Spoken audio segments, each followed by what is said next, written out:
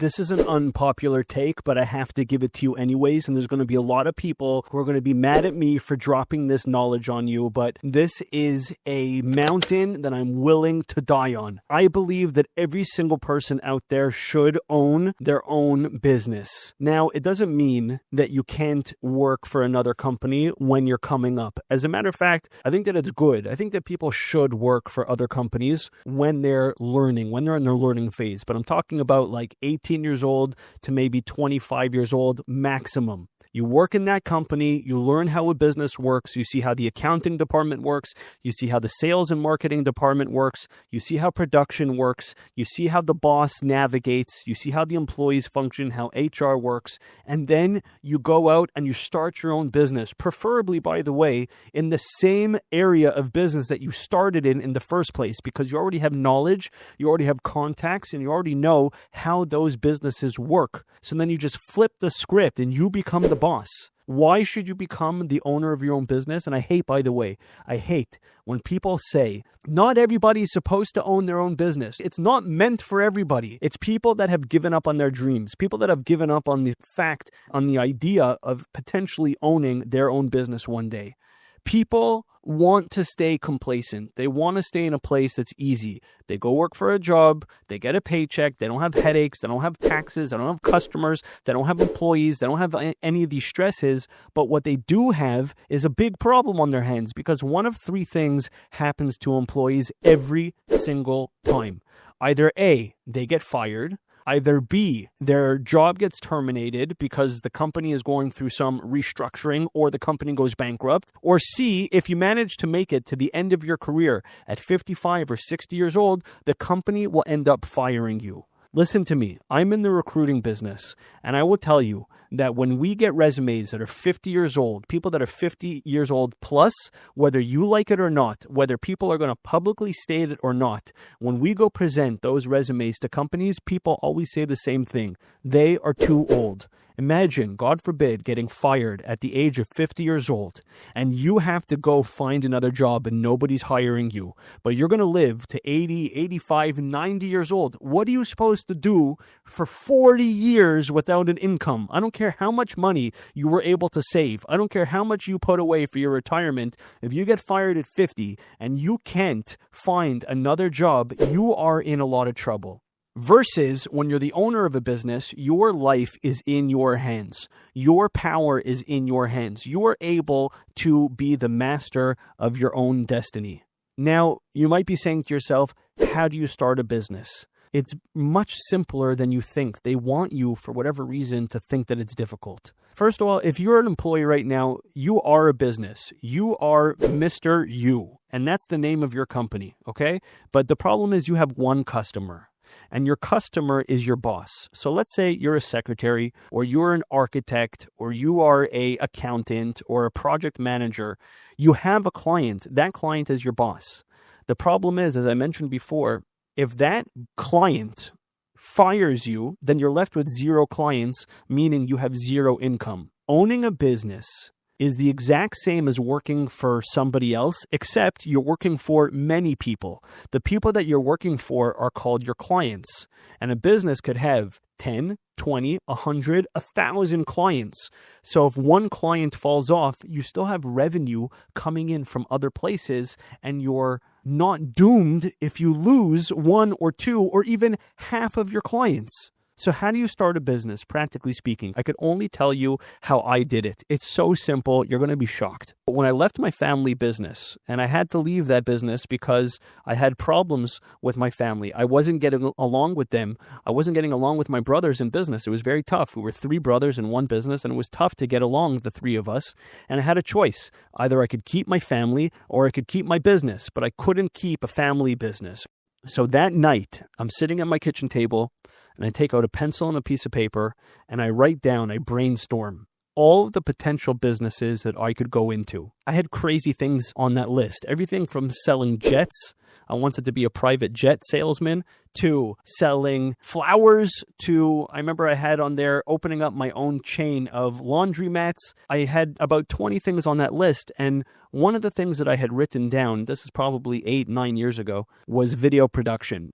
I had really liked video production. I had experience with it. In my family business, one of the things that was one of my tasks was to do marketing for the company. So I had hired a video production company to do the production for us, and I was involved in writing the script. I was involved in the visuals. I was involved in the whole process, the whole production process, and I really liked it. And that video came out so good. I remember it was such a good way to open up new doors and to get new business. Whenever I would knock on a new company's door, I would send them the video, they would look at it, and all of a sudden, after 90 seconds, they knew exactly what my company does, exactly what we were about. I had instant trust and instant credibility. So I really liked that business, and I really liked the creative aspect of it. So I said, this might be a good business to go into. So I circled that video production on my list. And the next day, when I was in between meetings at my family business, because I didn't quit right away, I still stayed on. By the way, that's an important part of starting your own business is don't give up your first stream of revenue until you have solidified your second stream of revenue. Because when you're starting a business, you want to cross over from whatever you're doing currently.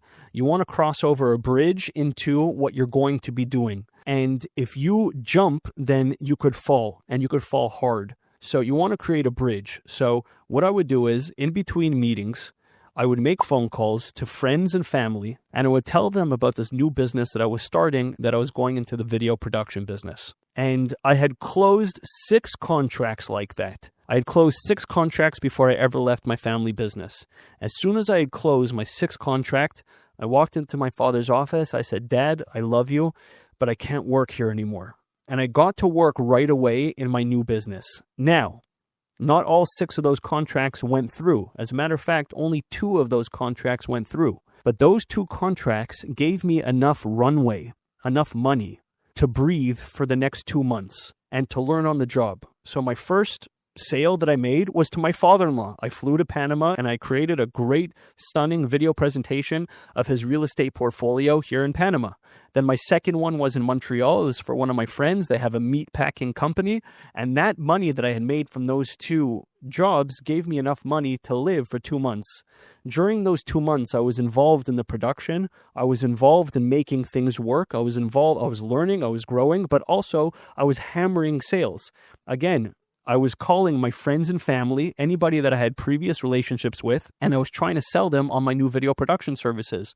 So who were the people that liked me and that I had done business with? Were all my contacts from my family business. By the way, the reason why I didn't go into my family business is because one of my business mentors told me that you cannot compete against your family business. You can't leave your family business and take all your contacts and then compete with them. That is immoral. So I had nothing. I had no assets. But what I did have was those relationships that I had built over 10 years in my family business. So the first people that I had called to start selling video production services to were my old clients from my family business. They already liked me. They already trusted me. I already had a relationship with them. So I would sell them video for their metal companies. I was in the metal business, so they had other types of metal businesses that we serviced, and I would sell them contracts, and I would bring in the contract one after the other. Once you hit your power base and you start sort of running out of people in your power base, I'm talking about friends, family,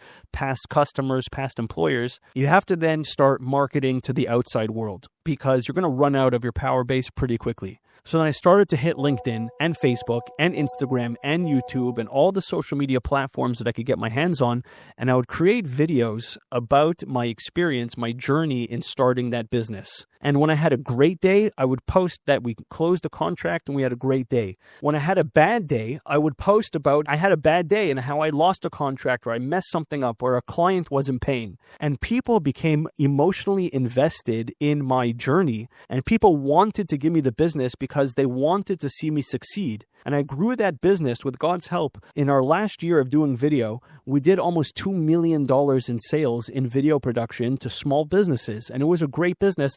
And I fed my family for 5 or 6 years on that business. Since then, I've opened up several other businesses. And I just use the same method. I write down a list. I see what interests me. I see, are the profit margins good? If the profit margins are good, I then look at the competition. Is there a lot of competition? If there's not a lot, and then I look at the demand in the market. Is there demand in the market for this product? How do you know if there's demand in the market? Very simple. You pick up the phone and you call 10 prospective buyers. A general rule that I have in business. When you make 10 phone calls, and if 10 out of 10 slam the phone down in your ear and they say, I'm not interested, you don't have a business.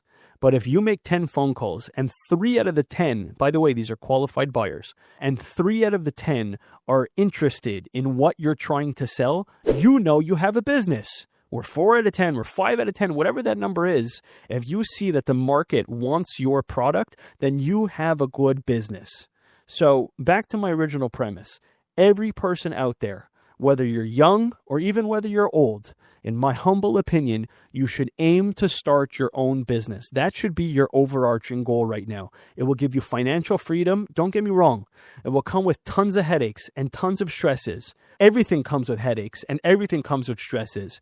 I'd rather take any day the stresses and headaches that come with a business owner than the anxiety that comes with being an employee that you could get fired in an instant. I hope this video brought you value. If it did, please leave me a like, please leave me a comment, and please subscribe. God bless, and I can't wait to see how you do in your business ventures.